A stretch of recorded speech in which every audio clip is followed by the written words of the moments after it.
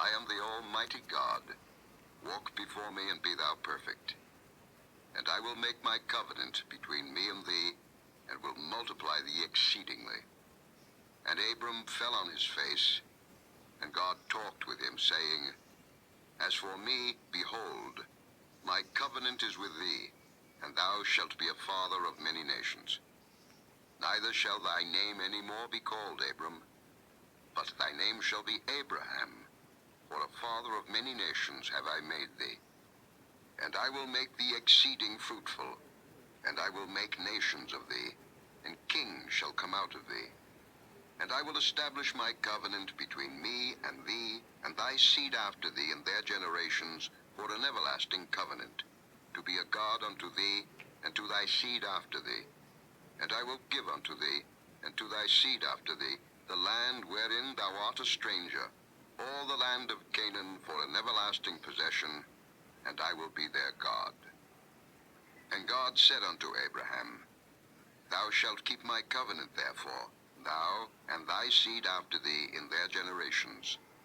This is my covenant, which ye shall keep, between me and you and thy seed after thee. Every man-child among you shall be circumcised, and ye shall circumcise the flesh of your foreskin, and it shall be a token of the covenant betwixt me and you. And he that is 8 days old shall be circumcised among you, every man-child in your generations. He that is born in the house, or bought with money of any stranger, which is not of thy seed.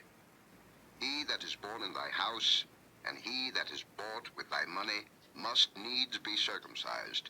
And my covenant shall be in your flesh for an everlasting covenant.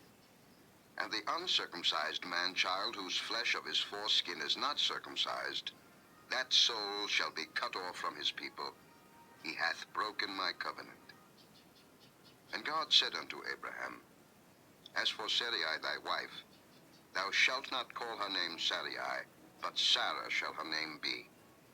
And I will bless her, and give thee a son also of her. Yea, I will bless her, and she shall be a mother of nations. Kings of people shall be of her. Then Abraham fell upon his face and laughed, and said in his heart, Shall a child be born unto him that is 100 years old?